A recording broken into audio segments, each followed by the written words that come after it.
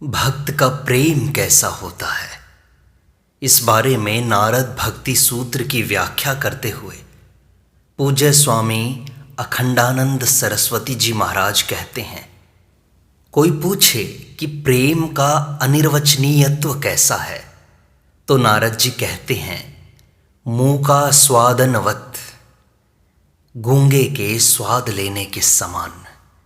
जैसे गूंगे व्यक्ति ने रसगुल्ला खाया, उससे पूछो कि कैसा लगा तो वह उसका स्वाद बतला नहीं सकता, केवल संकेत से समझा सकता है कि उसे बहुत अच्छा लगा।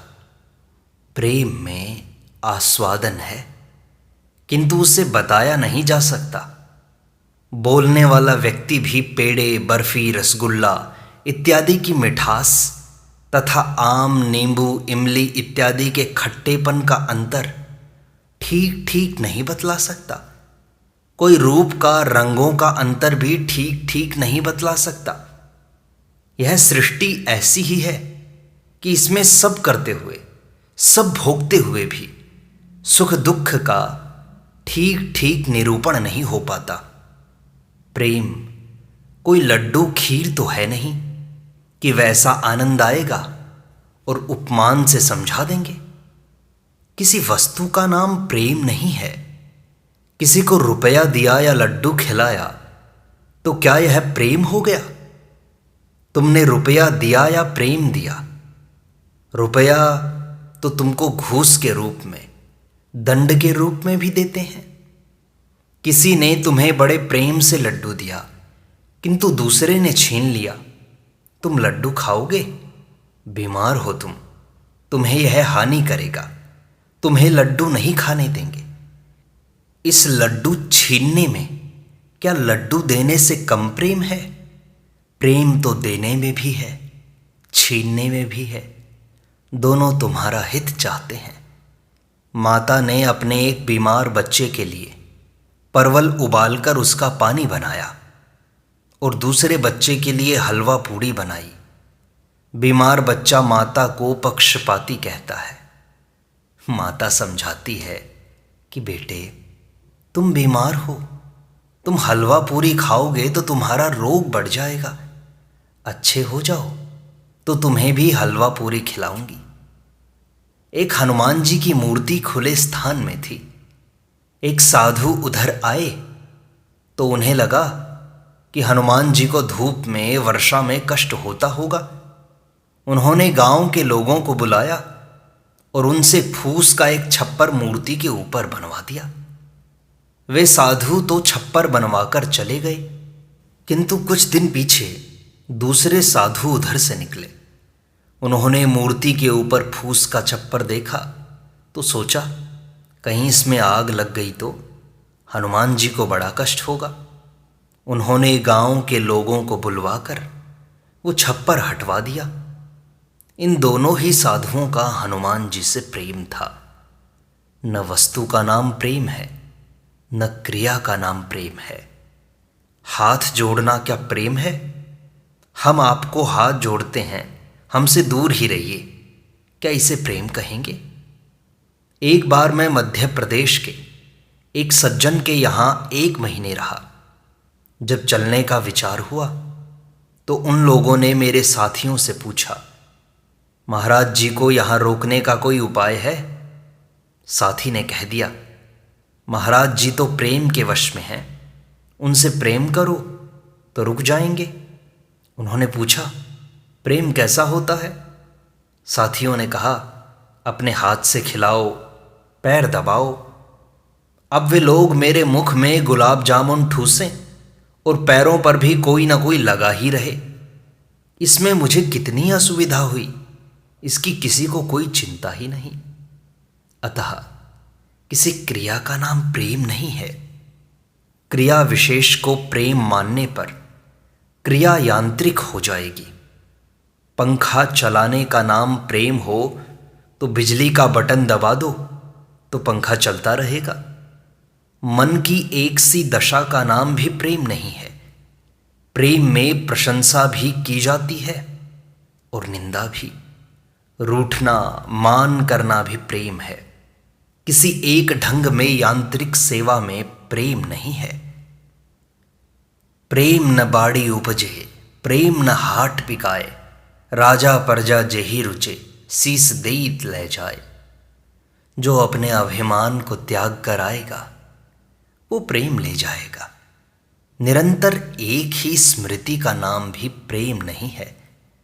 मैया यशोदा जब अपने लाल के लिए रोटी बनाती है तो उसका पूरा मन रोटी बनाने में लगा होता है। मोहन को माखन देने के लिए दही मथती है तो उसमें पूरा मन लगाती है। यदि निरंतर स्मृति का नाम प्रेम हो तो शत्रु की स्मृति तो निरंतर रहती है, क्या उसे भी प्रेम कहेंगे? प्रेम की शिक्षा देने के लिए कोई पाठशाला, महाविद्यालय नहीं खोले जाते। प्रेम में तो प्रेमास्पद की बात उसी का अहम रहेगा। अपने को भगवान की मुट्ठी में कर देना और उन्हें अपनी मुट्ठी में कर लेने का नाम भक्ति है। अपने को उनका बना देना और उन्हें अपना बना लेना प्रेम है। लोकमान्य तिलक के गीता रहस्य की हिंदी टीका में श्री तुकाराम जी के एक अभंग छंद का अनुवाद दिया है। वे कहते हैं, गूंगे का गुड़ है भगवान, बाहर भीतर एक समान, किसका ध्यान करूं सविवेक, जल तरंग सम है हम एक। जो भगवान है वह प्रेम है और जो प्रेम है वह भगवान। जैसे जो ब्रह्म है वह ज्ञान है और जो ज्ञान है वह ब्रह्म। उस ज्ञान में ज्ञाता और ज्ञेय का भेद नहीं है। दृष्टा दृश्य के भेद का लोप होकर जो अखंड सत्ता मात्र है उसमें दृष्टा कहाँ। इसी प्रकार जो प्रेम है रस है, उसमें रसिक, रस्य, आस्वाद्य, आस्वादक, भोक्ता, भोग्य का भेद नहीं है। ज्ञान वह अखंड जिसमें ज्ञाता ज्ञेय का भेद नहीं होता। आनंद वह अखंड जिसमें भोक्ता भोग्य का भेद नहीं होता। सत्ता वह अखंड जिसमें कर्ता कार्य का भेद नहीं होता। इसलिए प्रेम वह तत्व है जिसमें प्रेमी एवं प्रियतम एक हो जाते हैं। दोनों में भेद नहीं रह जाता। आस्वादन त्याग कर जो आनंद है वह भोक्ता का स्वरूप है। भोग का सुख भोक्ता को होता है, भोग्य को नहीं। किंतु प्रेम भोक्ता भोग्य का सुख नहीं है। अतः दृष्टा दृश्य, भोक्ता भोग्य, खाद्य खादक से तटस्थ अखंड आनंद ही प्रेम है। इसीलिए उसमें सुख लेने अथवा देने वाला मैं रहता ही नहीं। यही कारण है कि वह गूंगे के आस्वादन के समान अनिर्वचनीय है। जब मैं रहता ही नहीं तो भोगेगा कौन, कहेगा कौन कि मैं प्रेम को भोग रहा हूं। प्रेम तो स्वारसिक है, उसका स्वाद बाहर से नहीं भीतर से आया है। राह चलते जो आसक्ति राग मोह हो जाता है उसमें स्थायित्व नहीं होता, वह तो छूट जाता है। वो प्रेम नहीं है। प्रेम का मूल्य तो सिर काट कर देना भी पर्याप्त नहीं होता। जो सिर काटे हरि मिले तो सिर दीजे दोरी। सत की प्रधानता से ब्रह्म का विवेक करते हैं तब कार्य कारण ब्रह्म के विवर्त कहे जाते हैं। चित्त की प्रधानता से ब्रह्म का विवेक करने पर दृष्टा दृश्य को ब्रह्म का विवर्त कहते हैं। आनंद की प्रधानता से ब्रह्म का विवेक करने पर भोक्ता भोग्य को ब्रह्म का विवर्त कहते हैं। जो सत है वही चित्त है और वही आनंद है, वो एक ही है, उसमें कोई भेद नहीं।